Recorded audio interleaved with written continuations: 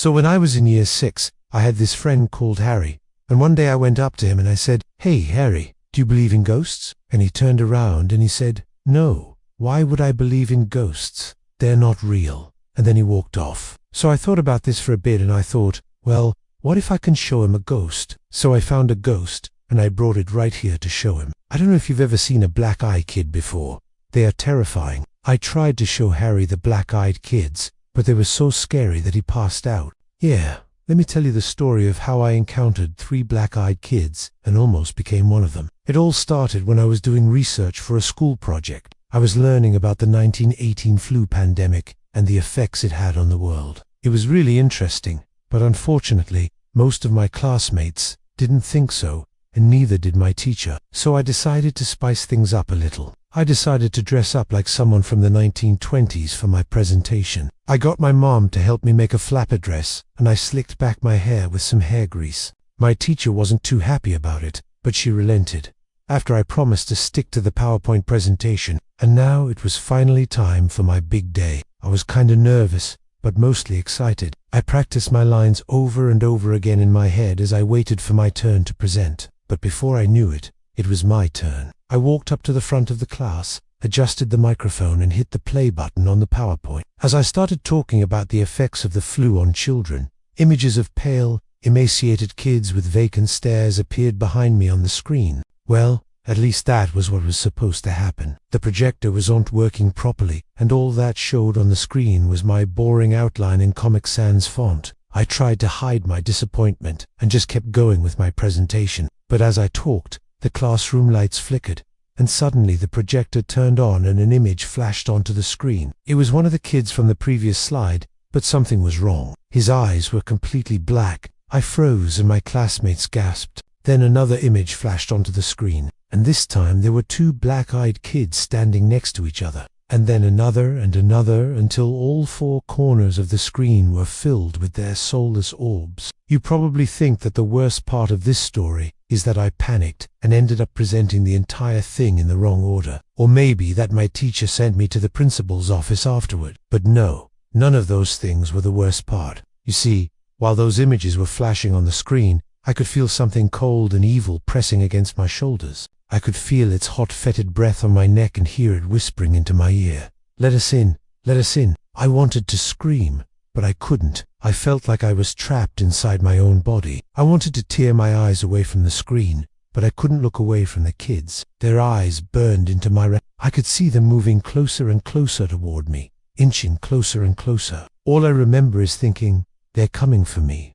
Then everything went black. When I woke up, I was lying on the floor, and everyone was staring at me. My classmate Vicky asked, "Are you okay?" But I couldn't respond. All I could do was stare blankly ahead and shake my head slightly. Mrs. Bumble rushed over to me and helped me get back to my feet. She kept asking me if I was okay, but I didn't respond. I couldn't even look at her. All I could do was stare off into space and shiver uncontrollably. It was like something had crawled under my skin and was slowly eating away at my insides.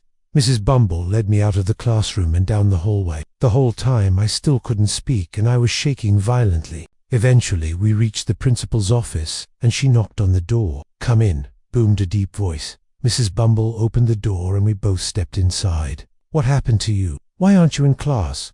asked Mr. Clay, the principal. I tried to answer, but all that came out was a strangled whisper. I don't know," I said.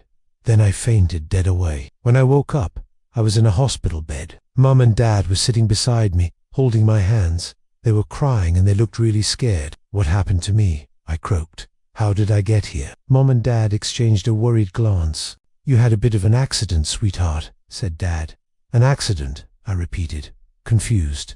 Then the doctor entered the room. He was a tall, gaunt man with beady little eyes. As he approached my bedside, I noticed that his eyes were black, bottomless pools of darkness. He introduced himself and asked how I was feeling. I don't know," I stammered. "I feel weird. What happened to me?" Dr. Hanscom gave me a strange look, but quickly recovered. "You suffered a concussion during your little fainting spell. Nothing to worry about. Happens all the time," he said dismissively. He gave me a quick once-over and left the room. As soon as he closed the door behind him, Mom and Dad started yelling at me. "What did you do? Why did you faint? How did you end up in the hospital?" Dad shouted. I don't know, I cried. I didn't know what to say. I didn't even know what had happened myself, but I could feel something dark and evil stirring within me, something that seemed to be growing stronger with every passing moment. Mom pulled me into a tight hug. "Oh, sweetheart, I'm so worried about you," she whispered, but I could feel her trembling. She wasn't worried about me. She was scared of me. I could sense it in the way she pulled away from me so quickly, her fingers digging into my flesh like she was trying to scrape my skin off. I struggled to breathe as she held me tighter. "Don't be afraid," I managed to choke out. "I won't hurt you." But the second those words left my mouth, I regretted it. Mom screamed and pushed me away. "You're scaring me," she cried. "Why are your eyes like that?" I looked down at my own hands. They were shaking. I looked into my own eyes and saw that they were pitch black. The darkness that had been swirling inside of me had consumed me and was spreading outward. I could feel its tendrils snaking down my arms, coiling around my heart and constricting my chest. Then I remembered what the doctor had said. "This happens all the time." What does that mean? Has this happened to other people? Does that mean they're one of them? Was that why the doctor had those soulless black eyes? Fear flooded through me. I didn't want to be one of them. I didn't want to hurt Mom and Dad. I didn't want to hurt anyone. Suddenly, I heard footsteps approaching my room. My parents and I turned our heads and watched as the door slid open and Dr. Hanscom entered the room. "Ah, good. You're awake," he said with a smile. But when he smiled, I noticed that his teeth were a bit off, not quite right. He stepped closer, and I instinctively recoiled.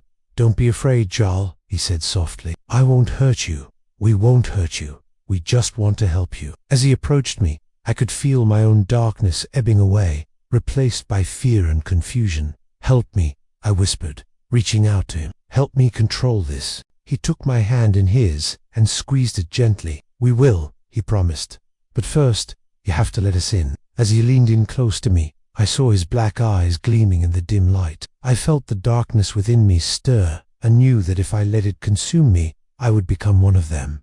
I would become a black-eyed kid. I struggled against him, trying to push him away, but he was too strong. I felt myself being pulled into his gaze, into his darkness, and then everything went black. When I woke up, I was in the same bed, but now the curtains were drawn and the room was dark. I tried to sit up, but my head pounded and the room started spinning. I closed my eyes and rested my head back on the pillow. Then I heard a knock on the door. "Come in," I croaked. My parents entered the room, looking worried. "Are you okay?" Mom asked, rushing to my side. I think so," I replied, "but I don't understand. Who am I? Where am I?" Mom and Dad looked at each other, then back at me. "You're home, sweetie. You're home now," Mom whispered. She hugged me tightly. "Oh, I'm so glad you're okay," she said. "But I can't remember anything," I cried. "I don't remember who I am. I don't remember anything." Mom pulled away from me and stared at me for a long moment. Then she whispered, "It's okay. You'll get better. The doctors will help you." But I could see the fear in her eyes.